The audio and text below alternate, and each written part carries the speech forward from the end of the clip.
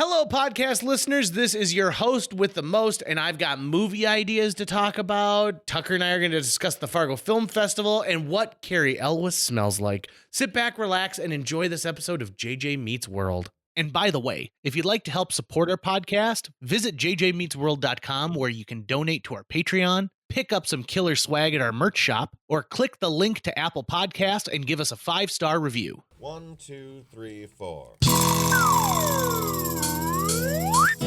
J.J. Gordon, sort of like that Indiana Jones, in that he's always sniffing out his next adventure. Yes, he is. He's always interviewing guests so he can have them on his show and they can talk about pop culture, arts, and leisure.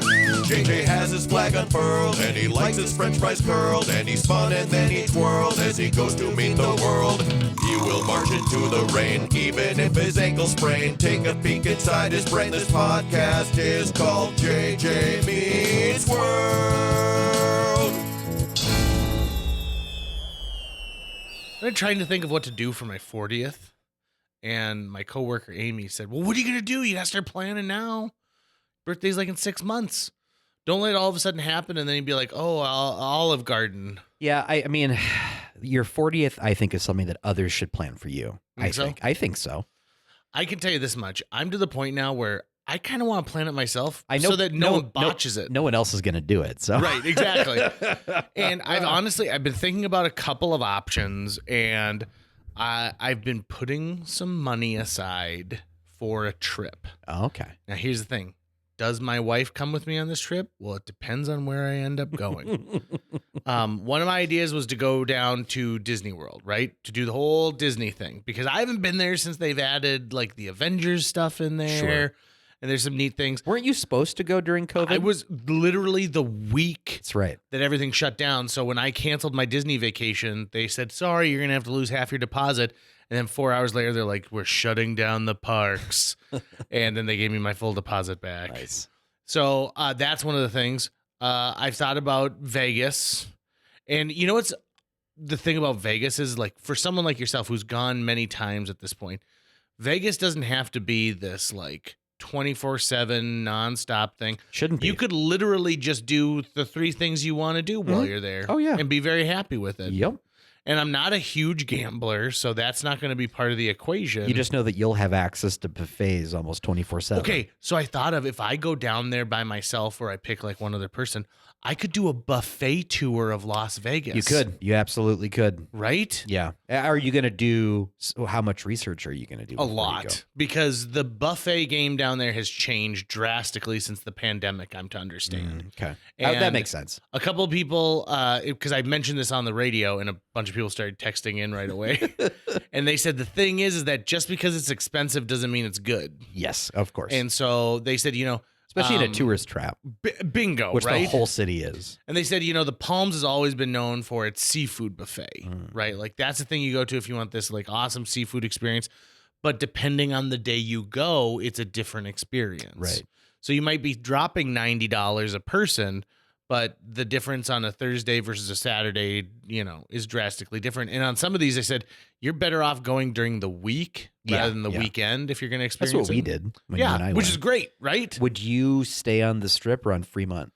I might stay in an Airbnb if I'm going to be honest. Ooh, doing it right. Right? Because as much fun as I have like in the hotels and stuff like that, there's not something that's so great in those hotels in my price range. So many that's gonna things make that me go. happened in Vegas stayed in those hotels. Right, exactly. And sometimes they're just cavernous. Yeah. It takes you 20 minutes just to be able to get from your room to the front door of somewhere. You might as well just take an Uber. That's on the Strip for sure, but not on Fremont. I mean, on Fremont, you'll find cheaper hotels. Yeah. I stayed at Fremont for my bachelor party, and I got to tell you, it's fine for one night. Like, for me, I'm a guy who does enjoy the shows. Fremont Street is not where you go to for the shows. No. You can't find those $2.99 shrimp cocktail anymore. That's for sure. That's sad. Really? To me. Yeah. But really? when we went, like, they'd gotten away with all of those awesome things, like Binion's, which is the place that you'd go and you get like a $3 steak, but blah, blah, gone. They had like done away with all of these specials. Did they still have the $1 million under glass? Yeah, of course up they front? did. Yeah. Okay. And at that point, they weren't letting you take a picture with it unless you got the actual Binion's photo. Oh. So I couldn't just go up with my camera, my phone, and take a picture, which is how I did it the first time I was down there. If I suddenly own Binion's, first thing I'm doing is get that fucking million off of the floor. Right. Let's go make that do something else because this is dumb. It's also misleading too because it's you look at it and you're like, well, this isn't just $1 million in $100 bills. No, those are small bills because they have to make a pile. $1 million in large bills is actually not a massive. It doesn't pile. look huge. Have you ever seen any of those movies where they say okay, $50,000 and you put it in a briefcase and it just is it rolls around it doesn't even touch end to end? Yeah, you would put it in a manila folder that would just go inside your jacket. Right. That's what you would do. You'd do the mobster thing. And then when they count it, they just flick through it real fast, and somehow they're able to know. Yeah, they're like, oh, this feels like $50K. This feels a little light. Joey's feels like 3G's light. If you were to hand me money in a bag, my first thought is this bag is either booby trapped or has a tracker on it. Oh, I would just be excited if someone handed you a bag with money in it. Yeah. You wouldn't question it at all? Wouldn't be like, I wonder why I'm getting I didn't a say bag I wouldn't full of question it. money. I said I'd be excited. You'd be excited. Because an adventure is beginning. A good adventure, right? Hopefully, either an adventure is beginning or I'm going to be able to afford some more cat vet bills. My high school kids at Fargo North in the improv club do love two very specific storylines in their scenes. One is heists, constantly doing scenes that involve a heist of some kind. Two is murder. Okay, yeah. And so those kids are really setting themselves up for disappointment because there's really not that much murder or heist activity in the common person's life. Okay, so you deal with new improvers all the time. All the time. Right? How often, every year, is there always at least one new improver whose go-to thing in the scene is to pull out a shotgun and destroy something?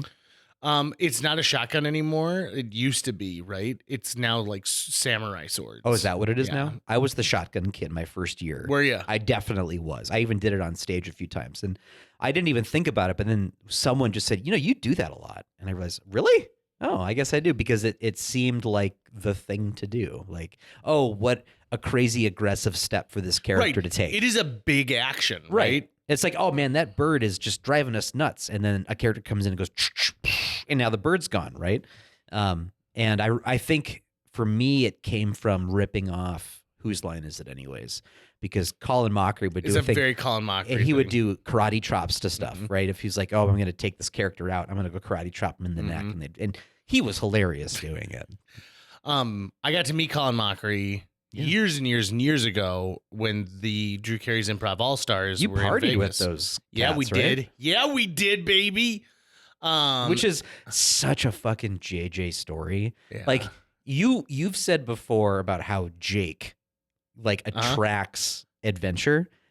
He's nothing compared to you. With Jake, we should maybe go to the hospital after this one, right? That's typically a good thing to assume. But with JJ, it's we're gonna meet someone famous. Something that rarely happens to anyone is probably going to happen. And boy, are we going to have a good story that we can tell on the radio later on. Well, to bring this full circle, it's because I subscribe to improv rules in my everyday life, which is there's fun on the other side of yes. Last night, I met Cary Elwes. Oh, yeah, that was last night. Mm-hmm. So the Fargo Film Festival's underway. And I've got a couple things I want to say about the Fargo Film Festival in conjunction with this. Jade Presents teamed up at the Fargo Film Festival and brought in Cary Elwes for it's like an evening with Cary Elwes, and they screened The Princess Bride, and then he came out for a Q&A that was 95% about Princess Bride related stuff, and just a couple other little things from his life and career. And then if you got a VIP ticket, they put you in a big long line to go and get a photo with him. So you had the VIP ticket? So we got the VIP ticket. In fact, who are you with? My wife and I, and then I bought 2 other tickets right behind us for my radio partner and her husband, right? So she could be like, who is he? What's he saying? So here's the thing. She, like, the reason I got her those tickets is when I said they announced this thing. She's like, oh my God. She's like, I love The Princess Bride. Oh, so that's a movie she actually likes. Yeah. Got it. And this is my Amy voice, by it's the way. it's very Harvey Firestein, right? It's like, Hairspray was a movie I loved. It's because I know she doesn't listen to this podcast. She doesn't listen to this podcast, although I've been trying to effort to get her on the podcast. Yeah. Because I think it'd be interesting. She is now the woman I've spent the most time with outside of Jill. Mm-hmm. You know, we've come to that point of where, like, we know maybe too much about each other and we anticipate each other too much in what's going on. The work wife. Right. But, like, it sounds weird, but it's even beyond the work wife. It's that, you know, since you're hosting a show with them, right.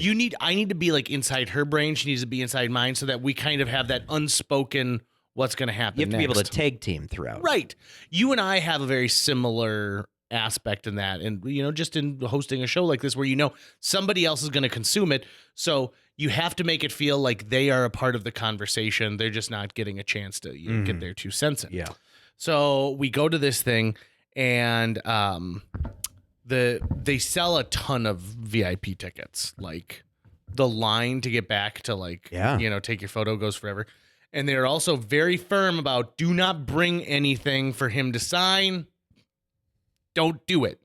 So I bought the book As You Wish, which is the book he wrote about making The Princess Bride. And I put a Sharpie and I had him in my pocket because I was going to get him to sign something.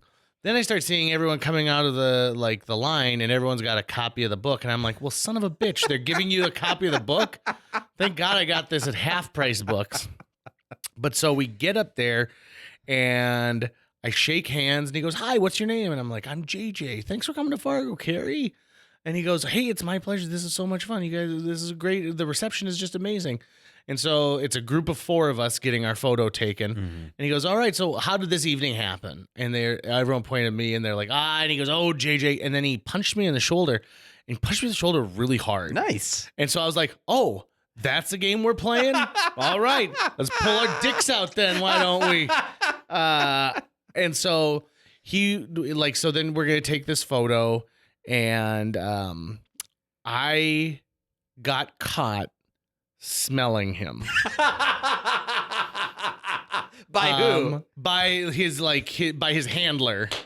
So, like, he is immediately to my left and I just wanted to know kind of like what he smelled like, right? And so I do a little, and then I like turn a little bit and I see the handler and the handler shakes his head. He also told a story last night about how Wallace Shawn, who plays Vincini, can't go anywhere without someone saying inconceivable. And he said, like, you know, he'll be in a parking ramp and he'll drop his keys and someone will be going by his car and go, inconceivable. Or he'll order a sandwich and say, like, you know, no cheese on the cheese sandwich, and someone will say back, inconceivable. And he said it sucks because he hears it everywhere. And he goes, what's amazing is that his interpretation is that these fans think he's hearing that for the first time, that they're the first person to be clever enough to say this to him. So I was like, I'm going to say a quote to Cary Elwes that I bet he doesn't get all the time, right? Like, I'll be that guy who's clever. And so we get our photo, and by the way, I can't identify a scent. Like, it's not shampoo, it's not cologne. Well, it's probably a mixture of all the people he's seen already that put his arms around for We their were photos. pretty close to the front. Like, we were pretty close, Okay. And clearly, they made it sound like the festival said no, no signing or anything like that. But that's his rider, right? So if Cary Elwes is hearing this, like, I know it was you, dude. Don't worry. Like, because he made this thing, he's like, you won't let me sign anything. What are you doing? Shucks. Slaps his knee. Sorry, everyone. The Fargo Theater. Yeah. So as we're leaving, and he's like, well, thanks for coming. He goes, it was really nice to see you guys. And I'm like, yeah, it's all about the money, not the science. And then he goes, I don't even know what that one's from. It's from Twister. And he doesn't even say it. Bill Paxton says it about him. It's all about the money, not the science.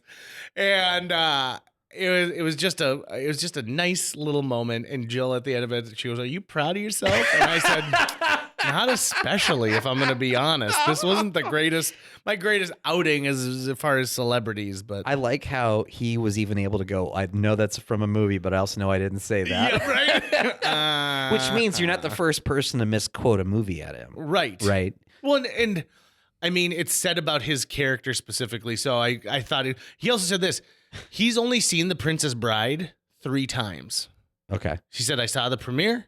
Yeah. I saw it at or I showed it to my daughter, and then I was at the 25th anniversary. That And makes those are the sense. only 3 times I've ever seen this movie. I'd say that makes sense. And He's not us. right. And I think about that. Like, think of the movies that you've seen multiple times. I'm The not people- in any of them, though.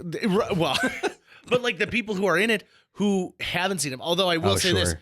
I think Tom Hanks said that he's rewatched a bunch of. So when Tom Hanks gets invited to like a charity screening of something he's in, he'll sit and watch it. Mm-hmm. Because when they ask him questions afterwards, he Sure. wants it to be very fresh in his mind. Sure. Now, Cary Elwes wrote a book about The Princess Bride and his experience. And I'm like, man, you've only seen it 3 times, huh? Because I will say this, there's plenty of time during that movie that he's not on the screen. Mm. So he doesn't give a shit about Chris Sarandon. And Well, peak Cary Elwes for me is Robin Hood Men in Tights. That's my pinnacle. right? I- Which, by the way, when you okay, how many times have you seen Robin Hood Men in Tights? Oh my god, I wouldn't know, but a lot. A lot.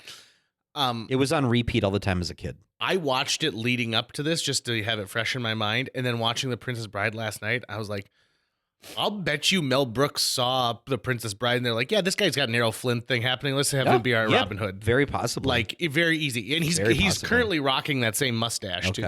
Okay. Well, I just hope they're not doing like a sequel. I don't want No. that at all. By the way, have you watched The History of the World Part 2? I have not. It's unfortunate. Really? Yeah. Yeah. There is Well, like he said in the trailer, I took the money and here's the movie. Yeah, right. I think part of the problem is that this humor is not the humor that modern day comedians are good at. Mm. Okay, does that make sense? Yeah. So, like, if you were gonna make this, he should have found all the people who still had the ability to do the old style, like It's like Jewish like vaudeville. Jewish vaudeville. Yeah, that's Yeah. exactly what it Like is. Billy Crystal would be perfect at this, right? Yeah, Because Eugene Levy would do Yes. a phenomenal Mhm. job for sure. um. John I'm a- Stewart would do a great job. He'd do probably. a wonderful job, and even to some extent, Nick Kroll. Sure. Like, have you ever seen like that? But he's in it, isn't he? Yeah, he is, Yeah. and he's probably the best part. But also at the same time, you should have been like, we're just gonna wind this back a little bit. He's got one where like his son kills. It's like the setting of Fiddler on the Roof. They're Jewish in Russia. Mm-hmm. And they kill like the local cop or something like that, and he has a very he goes very thick on his Jewish accent, and it doesn't seem fun like the other one. Like History of the World Part 1 to me seems fun. Men in Tights, Robin Hood Men in Tights seems fun. Yeah. Right? Who wrote and directed this one? There's a ton of different people, but Mel Brooks had a good hand in it. Sure, but that is also a major departure Yeah. too. Because like when Mel Brooks was in his heyday making films, he fucking hated the studio. Yeah. He did anything he could to give them the middle finger and be like, no, I'm doing this my way. And this maybe looks like it's more of a studio series, studio piece where you've got a lot of cooks in the kitchen and you're going through committees of notes and all that kind of stuff versus the sort of anarchic, the movie I'm working on right now with Toby Jones. The first 15 minutes of it played at the film festival a couple days ago. So it's my first time watching it with an audience. And something that I really like about that movie is it's clearly not made by a studio. It's clearly not made by committee. It's very much so. It's very ragtag and thrown together, and people believing in something and just doing it and getting the sense of the director out there. And that's just missing from most of what comes out today. It doesn't mean stuff that comes out isn't good. It certainly can be, but it does feel like it's coming through the end of a massive Sure. machine, right? And man, it made me appreciate what we've been working on all this time to watch it up there and hear and think about, that's right, we had to do that scene because of XYZ or whatever. We had all these limitations we had to overcome. And it gives it a kind of charm that I really appreciate when I can see them. One of the movies that played that night, I'm not gonna name what it was, even though the filmmakers probably never listened to this. But it was the kind of movie where I thought, I wish this movie didn't have a budget, because then it would have been delicious. Like, it would have been really fun to watch how bad it is. But instead, it was a bad movie with a budget, which took out all of the fun for me. So that old saying of necessity is the mother of invention. Yeah. There is something sort of magical about people being like, this is what I have in my mind, this particular shot, but we can't afford a crane. So what are we going to do? Oh, we're going to smash out a window in this building across the street and be able to shoot like that. And then you get something that's even better than you could have had before. And not that always happens. I mean, I've seen a lot of people who are schlocky, but I also think they settle. There's a difference when you settle for something because you can't accomplish what you want to versus I found a way to accomplish something that would have cost $1,000 for $10. Yeah. And that is, like the people who say, oh, I want this gunshot thing, but I can't afford a bunch of squibs, which are the little tiny like blood burst pellets that come out, that make it look like someone's being shot.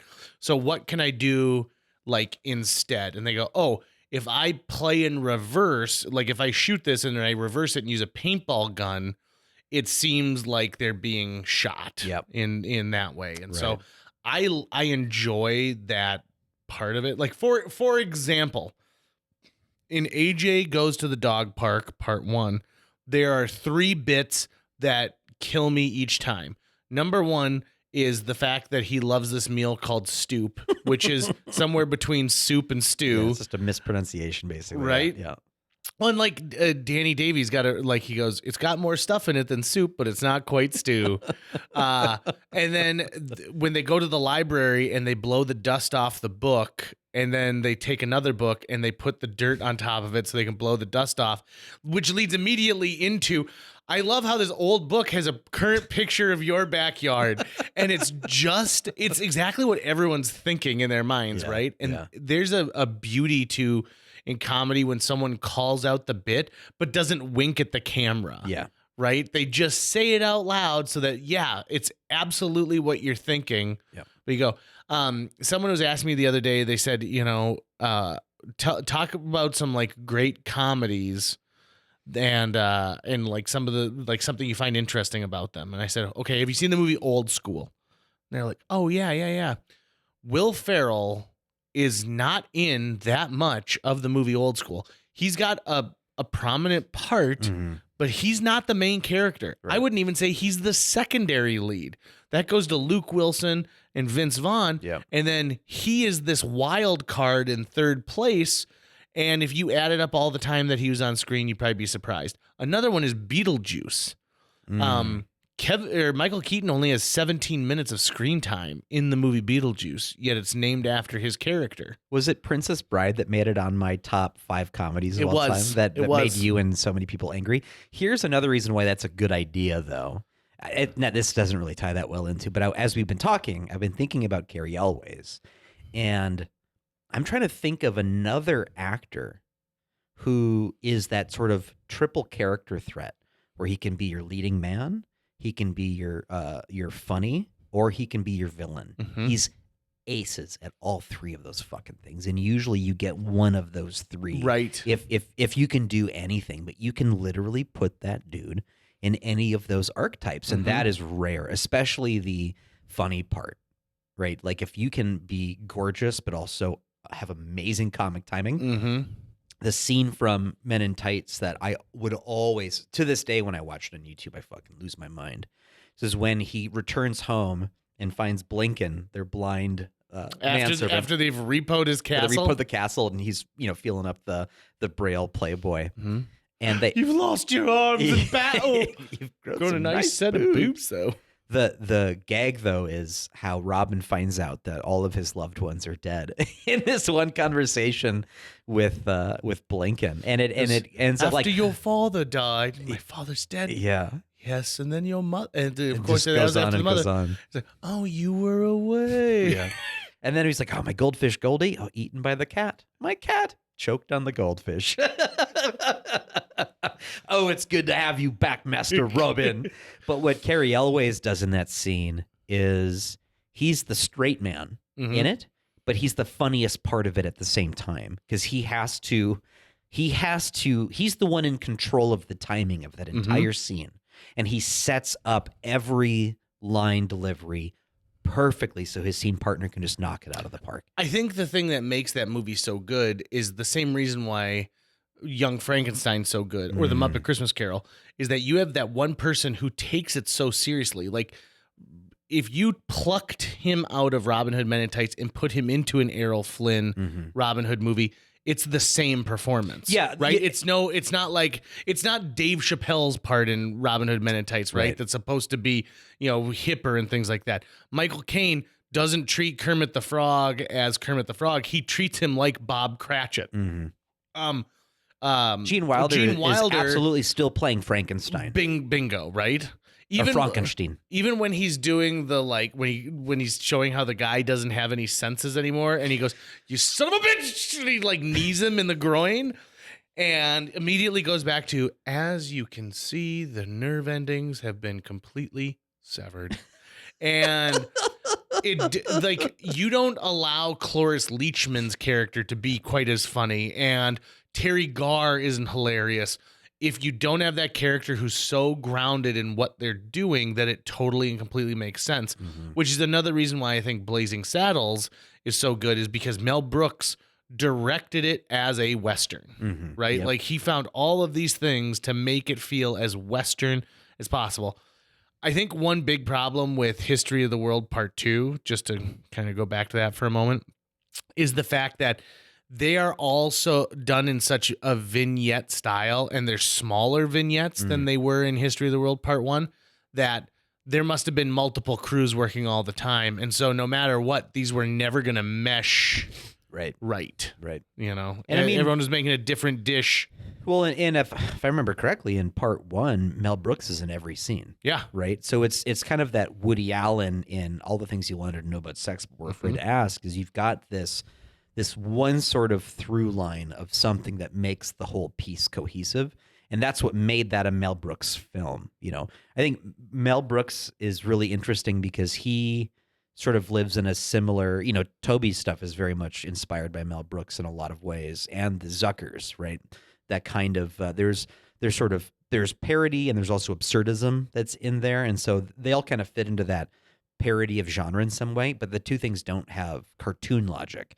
Versus like Toby's movies have that, but then cartoon logic is sort of on top of all of it. But yeah, like but the Mel Brooks still is still, a lot of it comes up to just wordplay that even at the time it was coming out in the 80s would have been groan inducing for a lot of people. And that's kind of the point. Yep. Is that, that's a really bad joke that Mel Brooks is like, I know. And I love it so much. Yeah.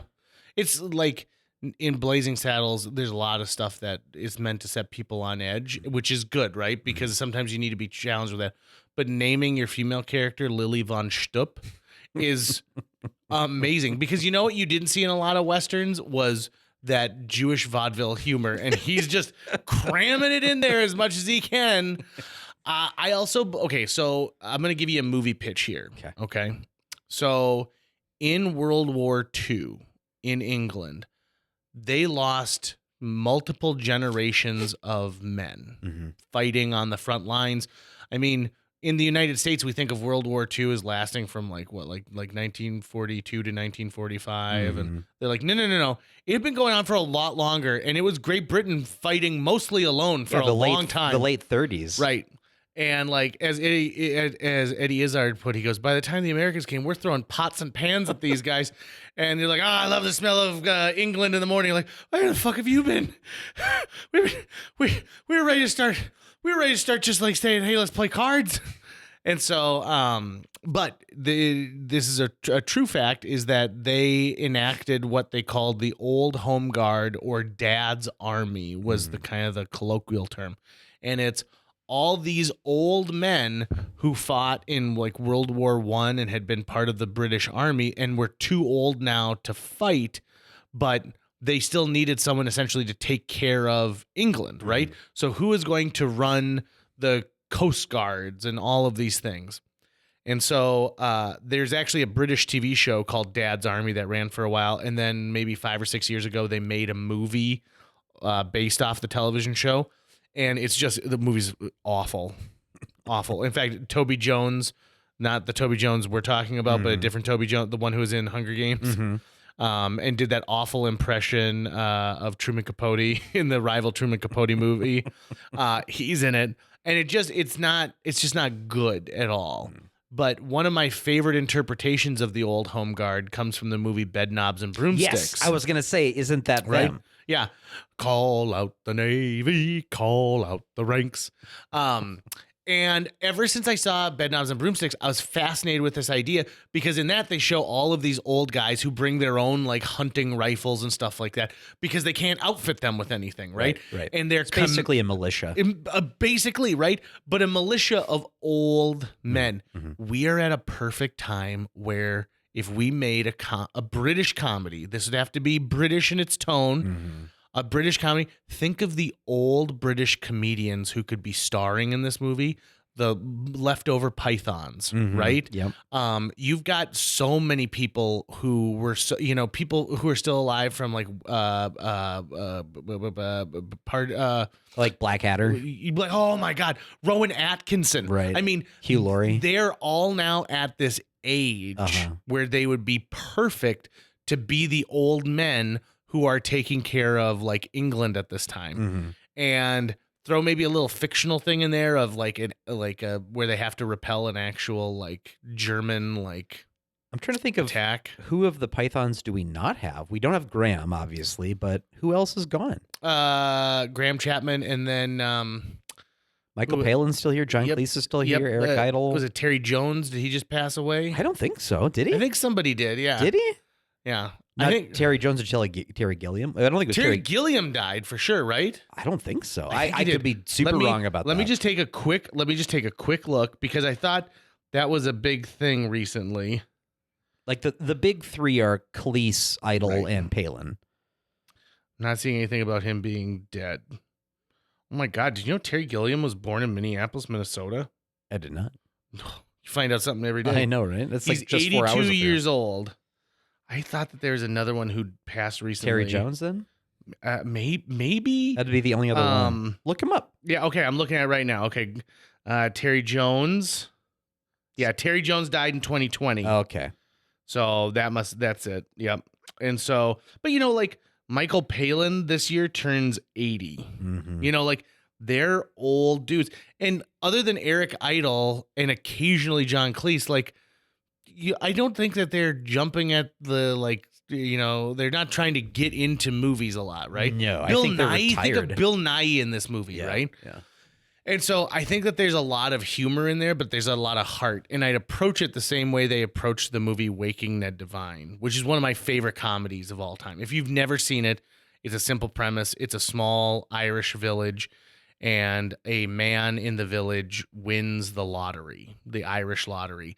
And these two old guys find out that someone won it, and so they want to befriend everyone in the town, only to discover that the guy who won it had a heart attack. And now they're going to pretend to be that guy so that they can claim the money for themselves. I mean, the movie itself is it's a perfect comedy, and it's done with a lot of heart, and it's not done to make fun of people who are from a small village. It's not done to make fun of people who raise pigs as a living. It's not done to make fun of people where there's only one phone, public phone in the entire village. It's done with so much heart and wit and wisdom. And it's sort of like the world is turning outside of their little village of Tullymore. And I love that. I love those little caught in history type pieces. And so I'd want to approach it in that same way. But I think that movie first of all, the people in your dad's generation, right? Your dad just turned 65 today. Yeah. They are obsessed with World War II. Oh, yeah. Watching everything they can about it. Would you allow a Welshman in, like Absolutely. Anthony Hopkins? Yes. In fact, and that's the thing is, think of it's a mad world. Right. But you're going to take all of the gray Hollywood Sure. that the people who like essentially are saying like no one's writing roles for us anymore other than doddering, like old men.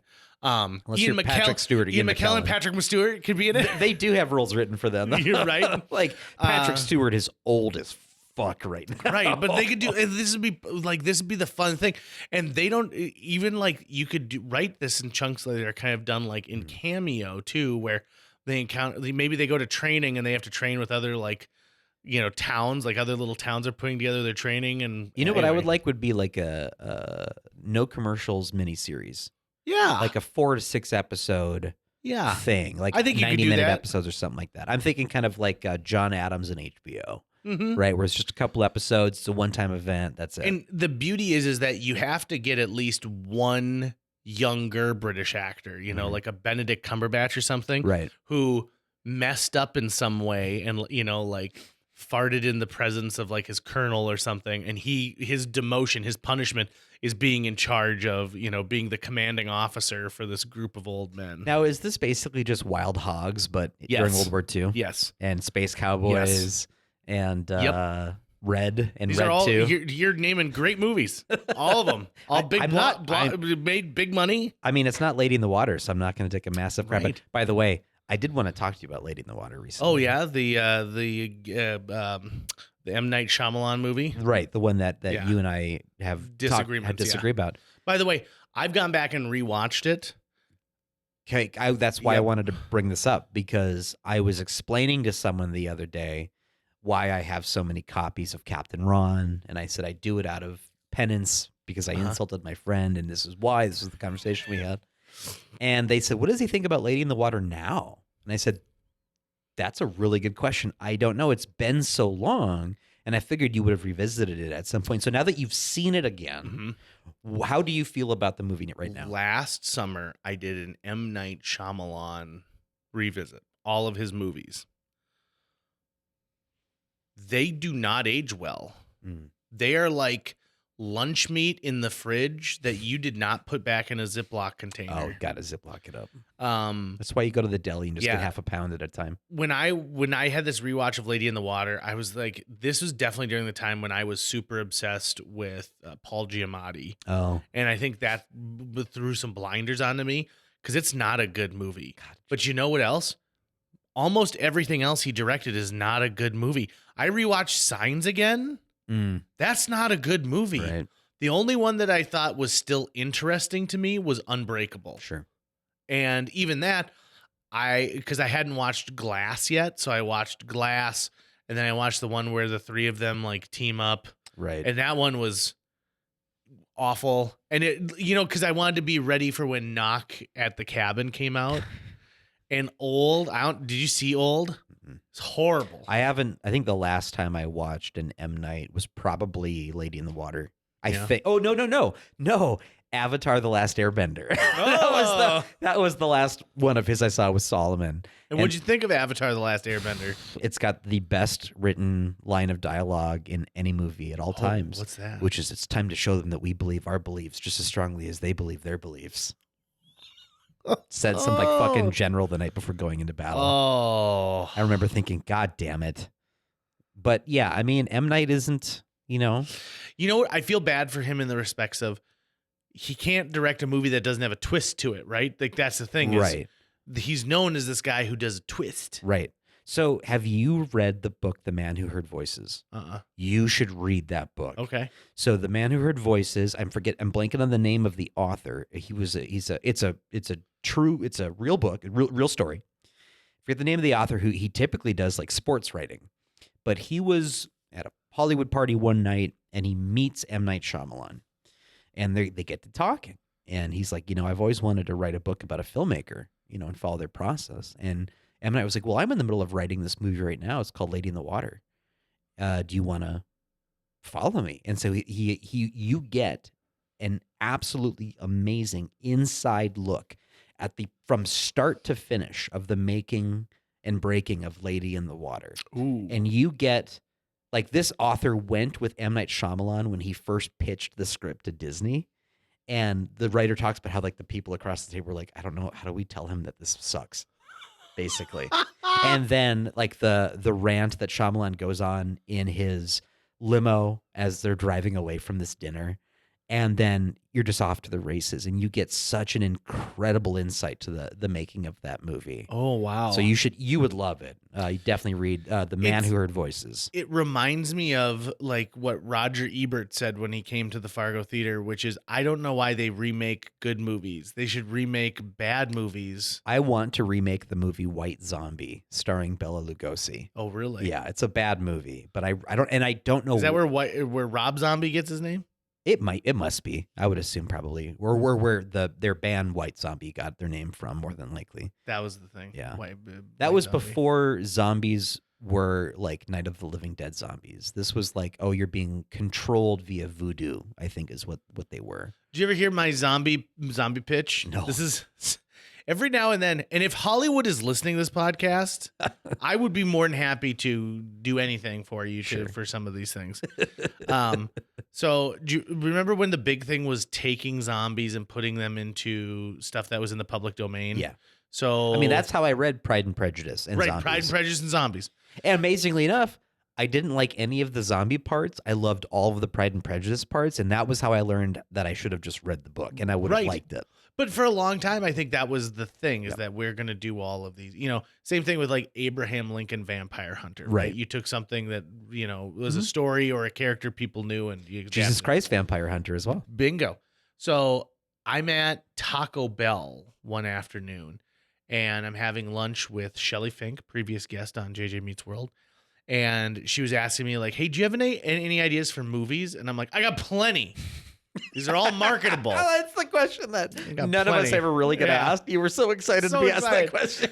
And so, because she had just watched, this is like maybe after like World War Z or some zombie movie had come out. And I said, this is the premise for my zombie movie. It's zombies in the Wizard of Oz. And so Dorothy gets pulled back to Oz, but it's been ravaged by this, you know, virus.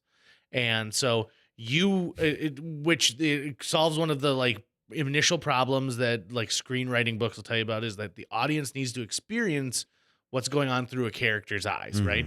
So it's perfect. Dorothy Gale is from our dimension or whatever you want to call it.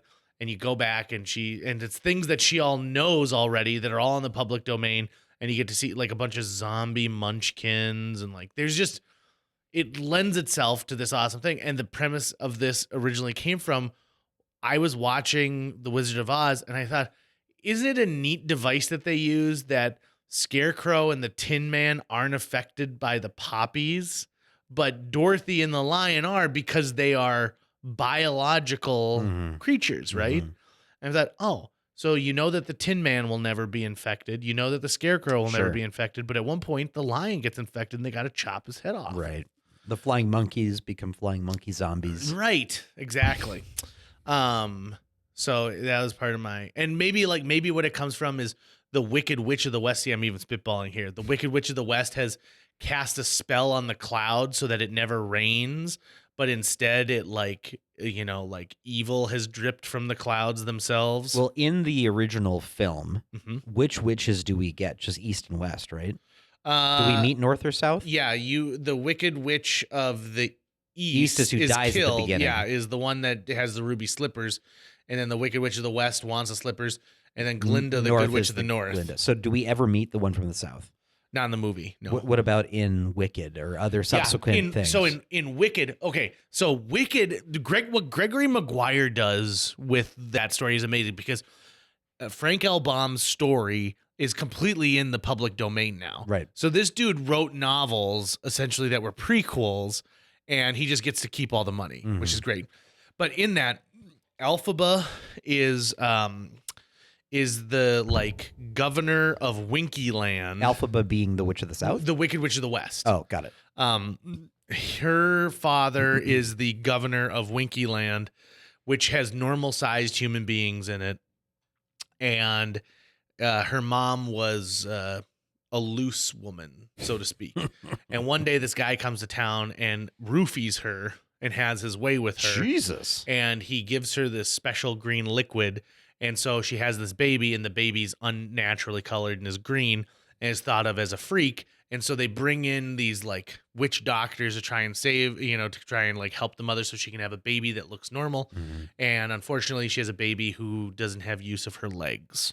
So the Wicked Witch of the South cannot use, or the Wicked Witch of the East, excuse me, can't use her legs. So she's in a wheelchair for this. And so they go off to college, and she's supposed to take care of her. And she's in Elphaba, the Wicked Witch of the West, ends up being roommates at their, like, in this dorm with Glinda, who becomes the Good Witch of the South. And at the same time, North? Glinda? Yeah, the Good Witch of the North. Is she? Yeah, Good Witch. So Glinda, right? Glinda travels by bubble. Mm-hmm. And at that time, there is the wizard is now ruling, and the wizard is trying to silence these anthropomorphic animals that speak. So half the staff at this college are like goat men who can speak, but as their voices are being taken away and as they're kind of being threatened by like a Gestapo, they forget how to speak. Okay. And so Elphaba wants to help the animals, these animal people, and say like they're just as important as we are and they're brilliant. And so she goes and confronts the wizard. And while she's talking to the wizard, he takes a sip of this like drink that he has, and you find out it was the wizard who date raped her mother, right? And so she's not wicked. What she's trying, it's almost like she's like a rebel. So the wizard is the bad guy. The wizard's the bad guy, right? And so, and then Dorothy comes, and then he's like, which is like messed up, right? Because why would the wizard order this girl to go murder a witch? Like when you think of that plot line, it's messed up. I mean, my understanding of the wizard was that he was more of a wily inventor and showman who was able to pull the wool over people's eyes and convince them he had magic powers when he never actually did. So he's just a flim-flam. He's a con man. Yeah. But again, why would he ask someone to go murder? Sure. Right? Like that's the thing. Unless you thought I'm sending her off to her death so that she can't call me out on it, whatever it happens to be.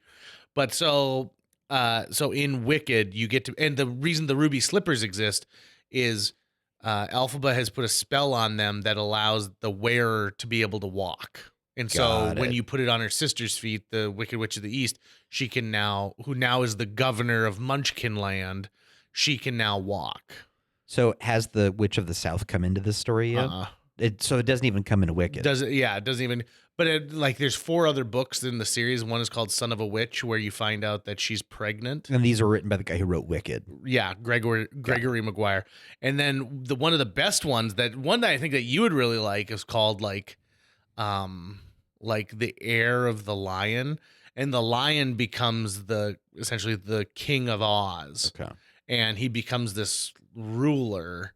And it's very interesting because it's a lot of it is taken from the stories of Theodore Roosevelt and kind of how he was the lion in the White House. It's really good. I mean, it was a good book series. But the Witch of the South comes in one of those? Yeah. Okay. And you find out more about that. And I'm really hung up on, because I keep waiting for you to tell me what the Witch of the South does. Well, I was going to say, you could also watch give me my Witch of the South, JJ. The Sam Raimi forgotten $200 million Oz the Great and Powerful, starring James Franco and Zach Braff. Sam Raimi did that? Sam Raimi did that. Really? And some directors you shouldn't give budgets to. They do better without. Yeah, and in that one, the Wicked Witch of the West is created after James Franco seduces her and then leaves her. Because he's the wizard? Right? Yeah, it was a rough one. Sometimes you just got to say, like, listen, some things that you just leave well enough alone. I mean, essentially what everyone wanted to do was to create their own version of The Wizard of Oz, because that movie's been around for almost 90 years and continues to have acclaim. Like, it gets played all the time. The residuals are nonstop. Right. And so they're hoping to just, shackle themselves to that hit and get something as a hit for themselves, which is interesting because I think that's the way we do a lot of things, like in the modern era, is that if something's ultra successful, you try and copy it, or you try and find a way to like ride the coattails of it. Yeah, because you could make millions of dollars doing that. Right. In the same way that Facebook decides Instagram could be a threat, so we'll take over Instagram, right? And we'll just control it ourselves then, and no one else can do anything with it. Yeah, weird stuff. Yeah, weird stuff. Hey, and speaking of weird stuff, I want to throw something out there real quick that I thought might be kind of important, which is, have you ever been a part of a fish fry? A part of a fish fry, like an event. Like, if you, like, yeah, where I've fried fish before. Okay, so but like a big one, like where you're frying like 40 pounds of fish. No. Where they're doing that? Okay. No. So I was at a fish fry this last Friday for work. Fried fish is delicious. Friday fish fry. If it's freshly caught fish fry. Well, and this was not freshly caught, but it's still good. Sure. You know, like it's all about whatever. Everyone's got a secret batter, right? They're like, I use shore lunch, but I throw a couple of like pepper flakes in there. Whatever it is that makes your fish fry better than the other. But I watched all these people just like so happy eating fried fish and baked beans and coleslaw. And it made me so excited for the summer. Yeah. It just gave me the feels of like everyone getting around and enjoying and eating. And so I'm going to make this decree right here, right now.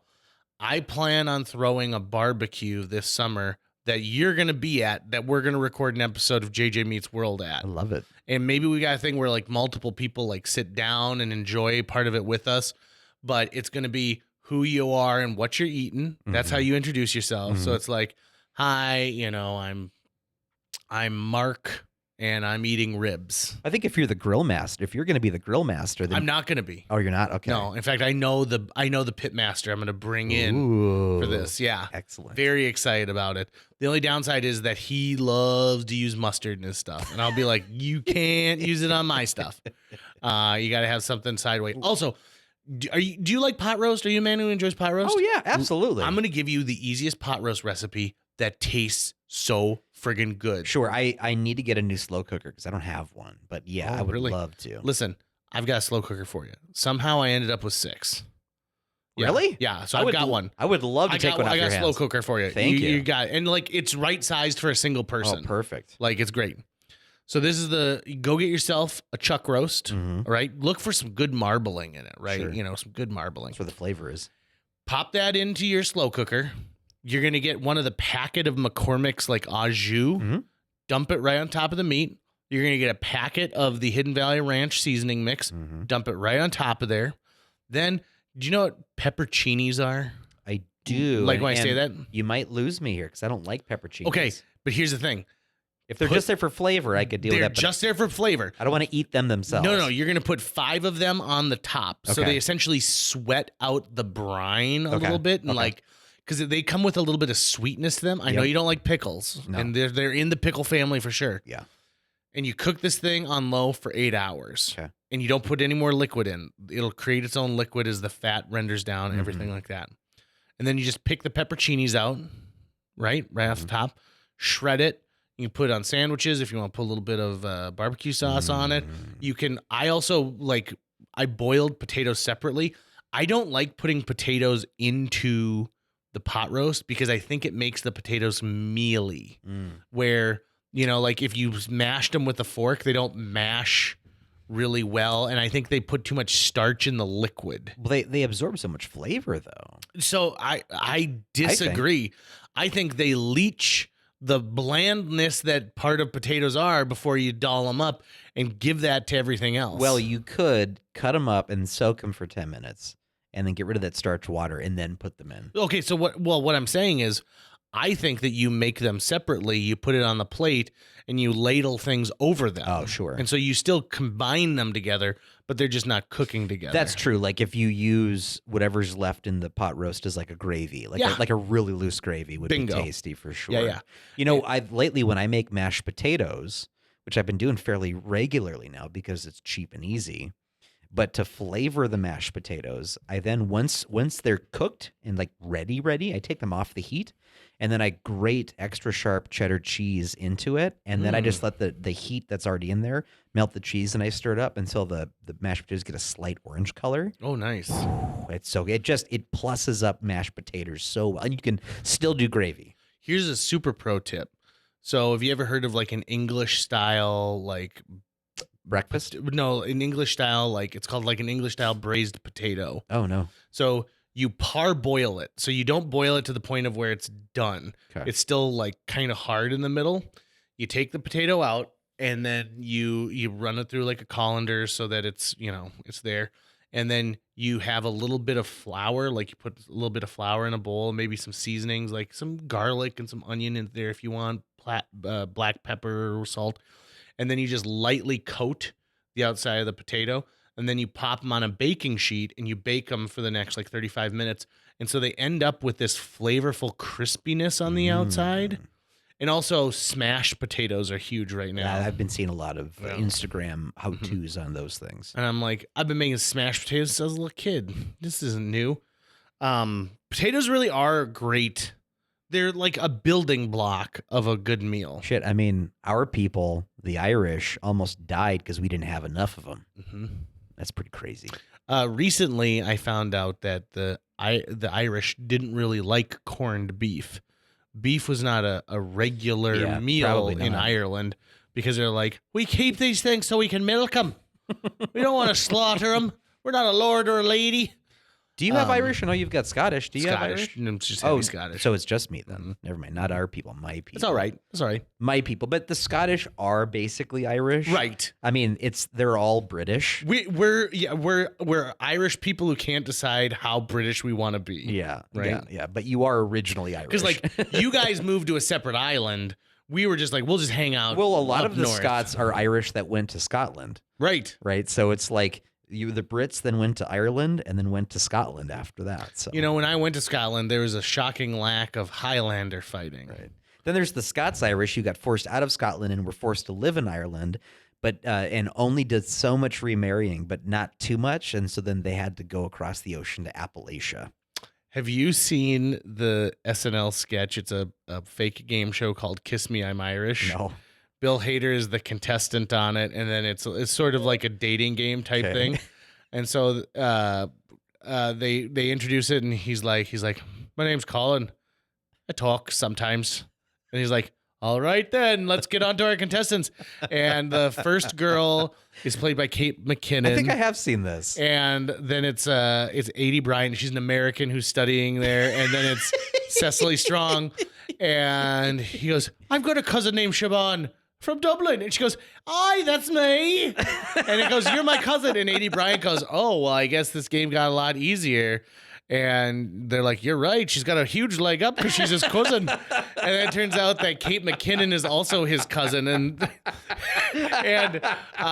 it's, God, what the hell is his name? Oh, shit. Anyway, the guy who's the host, he goes, I feel bad for you, Molly. It's rare that a contestant ever picks the non-cousin when there's two cousins. It's a great little sketch. And he's like, she talks about like, isn't that disgusting? He goes, why we're doing it for years. Haven't you ever heard of our diseases? Brown blood, tic-tac teeth. And he names like 9 different things. Tic-tac teeth. He goes, bad toes. It's a great sketch. Every now and then SNL comes up with a sketch that's really just out of this world good. And unfortunate, it's usually surrounded by 5 or 6 ones that aren't very good. But what are you going to do? They haven't put me on that show yet. That's going to wrap it up for today's show. If you enjoyed this episode and would like to help us continue to produce new episodes each week, visit jjmeetsworld.com, where you can donate to our Patreon, pick up some swag at the merch shop, or follow our link to Apple Podcasts and leave us a 5-star review. You can also follow us on social media. We're on Facebook, Instagram, Twitter, YouTube, all the sites the cool kids are using these days. JJ Meets World is produced every week by Tucker Lucas. You can find out more about Tucker's work by visiting moonbasemaria.com. If you want to get in touch with your host with the most, check out linebenders.com, where you can find direct contact info for JJ or booking information. After we left, my wife wouldn't stop talking about him, and I said, fine, you can go marry the guy who was the romantic foil to Jim Carrey in Liar Liar, and he can do a special sexual move called the claw with you. And then you tell me which one of us is the better Brit.